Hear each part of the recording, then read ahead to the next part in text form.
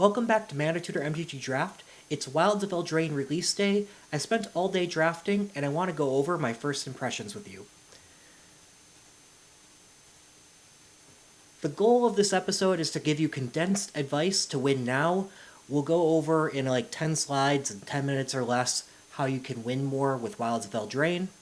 But before we get into that, I want to remind you, please like and subscribe. We need your help to grow this community and grow this new channel.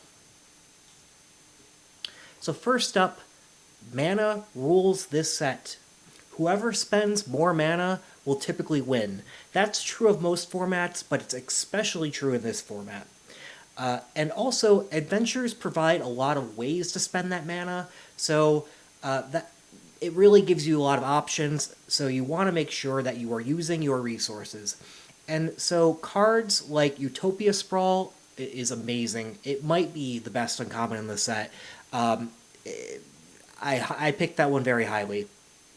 Also, cards like Root Rider Fawn, these cards aren't always amazing, but they are quite good in this set. There's ways to spend that mana, not only the green mana, but also adding 1 mana of any color. And then cards like Return from the Wilds, this typically just gives you... this kind of card typically just gives you a search your library for basic land card, put it into battlefield tapped. This one gives you a bit more, and it now becomes more playable than it has been in the past.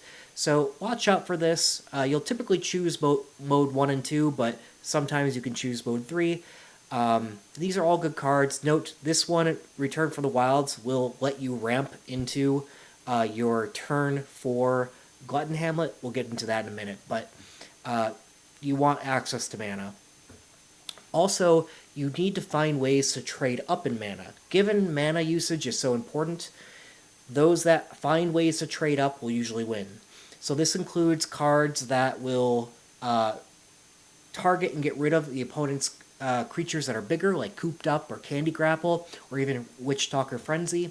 And it also includes Bargain. Because you're mana constrained, you want to be able to bargain away items so you get more bang for your buck without using mana. So any bargain card, I also think, tends to be pretty high in pick order, the ones that are good. Also, the common adventures tend to trade down in mana. So yes, they are 2-for-1s, but given you're mana constrained most of the time, they're not that great because casting either side individually is not that great. 5 mana for a 4-4, or 4 mana for a 3-3, even 5 mana for a 3-4 flying. Not that great and limited these days. So I'm not saying these cards are absolutely horrible trash, but I do think people are overvaluing them because you want to get as much bang for your buck out of the mana that you spend, not trade down. So, conversely, uncommon adventures trade up in mana. The uncommon adventures are pretty high picks.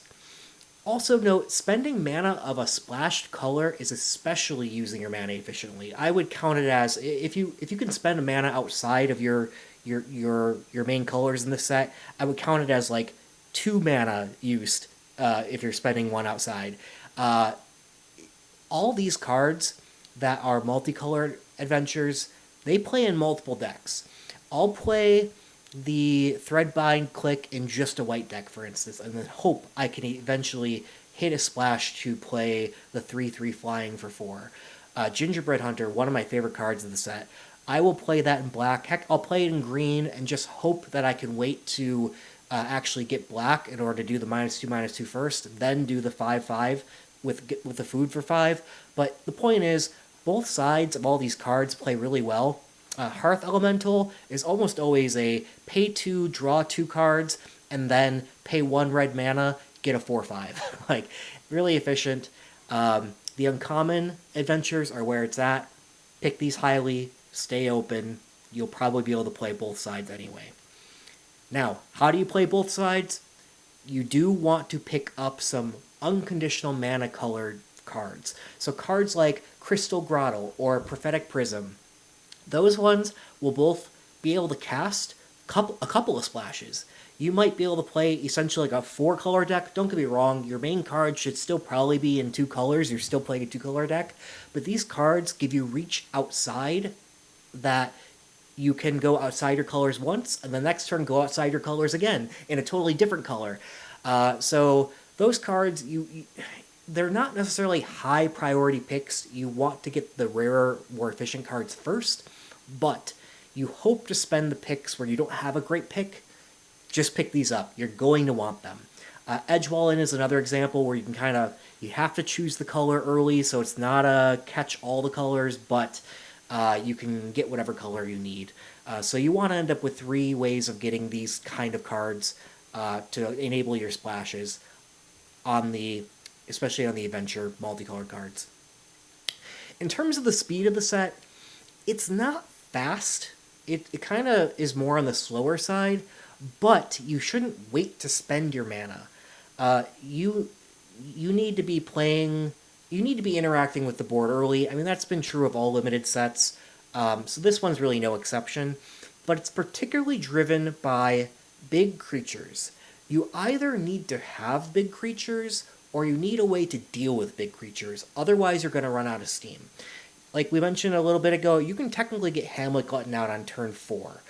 That's a 4 mana, like 6/6, trample, gain 3. And then there's also just so much food around that you're going to also run out of steam if they're gaining life with all their food down the line. So don't get me wrong, you can't not play anything and then get out Hamlet Glutton and think you're good, because if your opponent has been pinging away at you, they can just eventually tap down your big creature. That's a way to deal with it. So you might want to be the tapper. You need to tap down big creatures or destroy big creatures, but you need a way to deal with them. Otherwise, I'm mostly filling my deck up with 2 and 3 mana converted mana cost cards that trade up, and my goal is usually to double spell. I want to be playing and impacting the board and then trading up where I'm not impacting the board. It cut off a little bit here, but anything else that you are playing that's 4, 5, 6 mana, etc., you definitely have cards you want to play like that, but they are either going to be really efficient like Hamlet Glutton or bombs.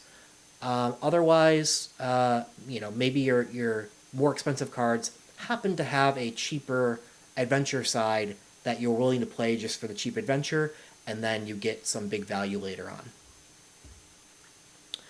In terms of colors, a lot of people are saying black is the best in the set. I think it's up there. It's a little bit of a hot take, but I think white and green are actually better. White just has so much unconditional removal. There's Cooped Up at common. There's Kellen's Light Blades at common.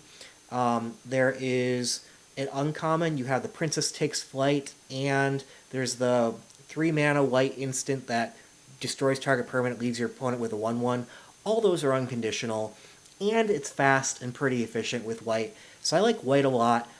Green I like a lot as well. I think it's pretty self-explanatory why. I've mentioned already the ramp capabilities and the big creatures. It has both spending your mana and providing something that's somewhat difficult for some opponents to deal with, and they can't deal with big creatures.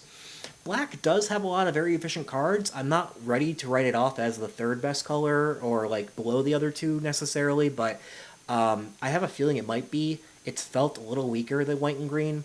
And then I think there's a big difference between those 3 colors, though, and red and blue. I'd say red is a bit better than blue right now, but I'm not so sure. There are probably archetypes of blue that do get better than maybe some archetypes in red. Red-white has been, aggro tap down was a decent way to go fast and deal with big creatures, for example. But I am kind of soft avoiding red and blue as my primary colors. Definitely mean soft. I think my first impressions for Lord of the Rings, I said I am soft avoiding green, and I meant it was medium avoiding green. I was almost hard avoiding green. I think day 2 I started hard avoiding green. That is not the case here. Red and blue, I will go into those colors. If they're open, I'm just definitely not favoring those 2. Now, there are rare bombs that definitely can incentivize moving into any particular color here, so or even splashing. So do stay open. but maybe draft with preferences. And white, green, and black should be your preferences. So that's all I have right now. Spend your mana, take the multicolored adventure cards highly. They keep you open and are just good. You want fixing for splashes, and you want big creatures or ways to deal with big creatures. That's a good start. Best of luck at the tables. See you next time.